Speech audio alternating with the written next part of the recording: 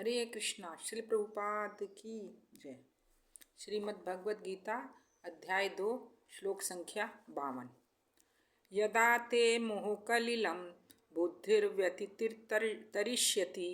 तदा गन्तासि निर्वेदं श्रोतव्यस्य श्रुतस्य च।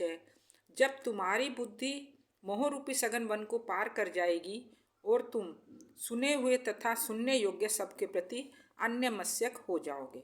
अब भगवान यहाँ फिर से बताना चाह रहे हैं कि जिस जीव को अपना भगवान के साथ अपना स्वरूप पता लग गया है कि मैं भगवान का दास हूँ, जब ये स्वरूप का जीव को ज्ञान हो जाता है तो वह सकाम कर्मों के प्रति जो सकाम कर्म करता है या कर्म कांड करता है, पुण्य कर्म करता है, दान पुण्य आदि करता है, तो इन कार्यों के प्रति वो पूरी तरह से विरक्त हो जाता है, क्योंकि वो जान गया है कि इन कार्यों को करने से कोई भक्ति प्राप्त होने वाली नहीं है।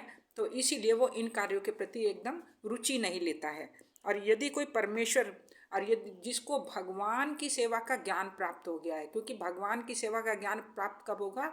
जब हमें अपना स्वरूप पता लग जाएगा कि हम भगवान के दास हैं, हम भगवान के अंश हैं, तो फिर वो शास्त्रों आदि को पढ़ने में या वेद शास्त्रों को पढ़ने की उसको कोई आवश्यकता नहीं रहती। साधारण रूप से हमें इतना ज्ञान ही आवश्यक है कि हम भगवान के दास हैं और भगवान हमारे स्वामी हैं।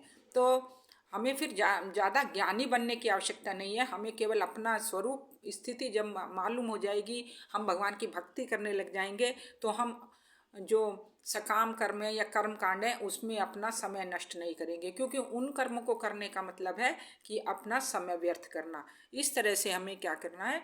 हमें कृष्ण भावनाभावित होते हुए हमें भगवान की भक्ति करनी है और निष्काम भाव से हमें भगवान के लिए कार्य करना है, भगवान की सेवा के लिए हमें कर्म करना है। तभी हम लोग भगवत धाम तक पहुँचने के अधिकारी हो सकते हैं। हरे कृष्ण। श्री प्रभुपाद की जय।